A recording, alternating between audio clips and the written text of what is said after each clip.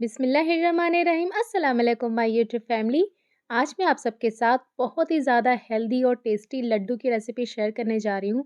इस लड्डू में मैंने नहीं तो चीनी यूज़ किया है, नहीं तो गुड़ यूज़ किया है और नहीं तो मिश्री यूज़ किया है। बिल्कुल हेल्दी और नेचुरल तरीके से हम इसे बनाएँगे, तो बहुत ही ज़्यादा टेस्टी बनता है। बच्चे भी इसे शौक से खाना पसंद करते हैं। ऐसे आप उन्हें ड्राई फ्रूट्स देंगे तो वो खाना पसंद नहीं करते हैं।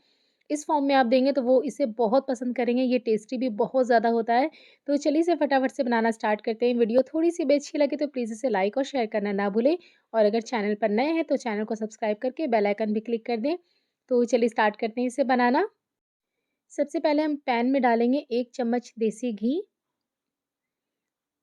इसके बाद हम इसमें डाल देंगे आधा कप बारीक कटा हुआ बादाम और आधा कप लेंगे हम बारीक कटा हुआ अखरोट। इसमें आप ड्राई फ्रूट्स कोई से भी ले सकते हैं। अगर आपके पास कोई सा भी ड्राई फ्रूट्स नहीं है तो आप उसे एकदम स्किप कर सकते हैं, ज़रूरी नहीं है डालना। जो आपके पास घर में अवेलेबल है आप उसी से ये लड्डू बना सकते हैं, बहुत ही टेस्टी बनते हैं। इसे हम 2 मिनट के लिए भून लेंगे बिल्कुल लो फ्लेम पर। हल्का-सा लाइट गोल्डन हो जाएगा तो हम गैस का फ्लेम बंद करके इसे निकाल लेंगे। लगातार चलाते हुए आपको इसे भूनना है। तो ये देखिए यहाँ पर इस पे हल्का-सा ब्राउन कलर आ गया है, तो अब हम गैस का फ्लेम बंद करके इसे एक बड़े से बर्तन पे निकाल लेंगे। इसके बाद फिर से सेम पैन में हम डाल देंगे 1 चम्मच देसी घी। इसमें जाएगा आधा कप बारीक कटा हुआ काजू और इसमें डाल देंगे हम 3 बड़े चम्मच किशमिश। इसे भी हम 2 मिनट के लिए हल्का-सा भूनेंगे लाइट गोल्डन होने तक। काजू और बादाम को मैंने अलग-अलग इसलिए भूना है क्योंकि काजू को भूनने में बहुत ही कम टाइम लगता है और बादाम और अखरोट को थोड़ा ज़्यादा टाइम लगता है, इसलिए कोई जो ड्राई फ्रूट्स है वो ज़्यादा रोस्ट हो जाएँगे, कोई कम होंगे, तो इसलिए अलग-अलग इसे भूनेंगे। तो ये देखिए यहाँ पर ये हल्का-सा लाइट गोल्डन हो गया है, तो इसे भी हम सेम प्लेट पर निकाल लेंगे। फिर से हम पैन में डालेंगे 1 छोटा चम्मच देसी घी। इसमें हम ऐड करेंगे पम्पकिन के सीड्स, ये है मगज के बीज और साथ ही मैंने नारियल का सूखा नारियल लिया था, उसे मैंने कद्दूकस कर लिया है, आधा कप है ये। सारे इंग्रीडिएंट्स की लिस्ट आपको नीचे डिस्क्रिप्शन बॉक्स में मिल जाएँगे, तो आप वहाँ से ज़रूर चेक कर लें। और ये मैंने पोस्ता का दाना लिया है 3 टेबलस्पून और इन सबको भी हम हल्का-सा रोस्ट करेंगे जब तक कि ये हल्के से लाइट गोल्डन नहीं हो जाते। आपको इसे लगातार चलाते हुए रोस्ट करना है, वरना ये जल सकते हैं। तो ये देखिए मैंने इसे हल्का-सा भून लिया है, 2 मिनट के लिए, ज़्यादा नहीं भूनना है आपको। तो गैस का फ्लेम बंद करेंगे, इसे भी हम सेम प्लेट पर निकाल लेंगे। इन सबको एक बार हम अच्छे से मिक्स कर देंगे और मिक्स करके इसे हम साइड में रख देते हैं। और अब हम ले लेंगे एक बड़ी सी कढ़ाई, इसमें हम डाल देंगे 2 छोटे चम्मच देसी घी और अब हम इसमें ऐड करेंगे खजूर।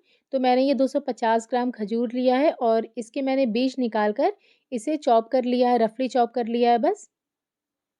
बीज निकाल के आप चॉप कर लेंगे तो आपको इसे फिर मिक्सर में पीसने की ज़रूरत नहीं पड़ेगी। जैसे-जैसे खजूर यहाँ पे गर्म होंगे, ये अपने आप बिल्कुल सॉफ्ट हो जाते हैं और आप इसे चम्मच की हेल्प से ही मैश कर सकते हैं, तो आपको मिक्सर में पीसने की ज़रूरत भी नहीं है। तो देखिए यहाँ पर जो खजूर है वो सॉफ्ट हो गए हैं और बिल्कुल स्पून की हेल्प से ये ईज़िली मैश हो रहे हैं, आप देख सकते हैं।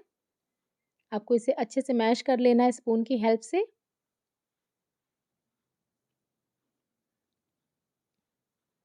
ये देखिए यहाँ पर ये बिल्कुल सॉफ्ट हो गए हैं, तो अब हम इसमें सारे ड्राई फ्रूट्स को ऐड कर देंगे, जो हमने पहले से ही भून के रखा है।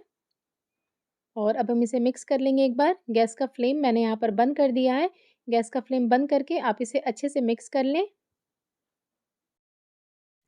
बहुत ही ज़्यादा हेल्दी होते हैं ये लड्डू क्योंकि हमने इसमें बहुत ही सारे हेल्दी-हेल्दी ड्राई फ्रूट्स ऐड किए हैं और साथ ही इसमें हमने खजूर ऐड किया है। इसके भी बहुत सारे फ़ायदे हैं, तो आप इस रेसिपी को एक बार ज़रूर ट्राई करिएगा।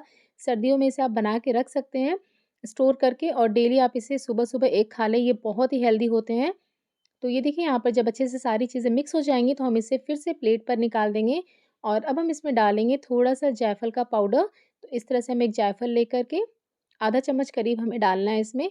तो इस तरह से कद्दूकस करेंगे तो ये ईज़िली निकल आता है, ये देखिए। तो ये देखिए मैंने यहाँ पर जायफल का जो पाउडर था वो भी इसमें डाल दिया है। एक बार फिर से हम इसे मिक्स कर लेंगे। काफ़ी गर्म है तो आप इसे केयरफुली हैंडल करें। और अब आपको जितने भी छोटे-बड़े लड्डू बनाने हैं आप उतना लेकर लड्डू बनाना स्टार्ट कर दें। तो ये देखिए यहाँ पर एक लड्डू बन गया, इसी तरह से बाकी के सारे बना ये लेंगे। आप देखने में देख ही सकते हैं कितना कितना ज़्यादा टेम्प्टिंग और प्रिटी लग रहा है। तो इसी तरह से बाकी के सारे लड्डू बना लेंगे और इसे हम रखते जाएँगे। तो ये देखिए यहाँ पर सारे लड्डू मैंने बना लिए हैं, बहुत ही ज़्यादा टेस्टी और हेल्दी होते हैं। आप इसे स्टोर करके काफ़ी दिन तक रख सकते हैं और आप इसे सर्दियों में बनाकर खाएँ, इसके बहुत सारे फ़ायदे हैं। इससे आपकी हड्डी मजबूत होगी और साथ ही साथ आपको ताकत मिलेगा। आप सुबह-सुबह एक इसे खा लें, तो बहुत ही ज़्यादा टेस्टी होता है ये। तो आप इस रेसिपी को एक बार ज़रूर ट्राई करिएगा और अगर आप इसे ट्राई करते हैं, तो मुझे कमेंट करके ज़रूर बताएँ कि आपको मेरी ये रेसिपी कैसी लगी। मिलते हैं एक और नई रेसिपी के साथ, तब तक के लिए अल्लाह हाफ़िज़।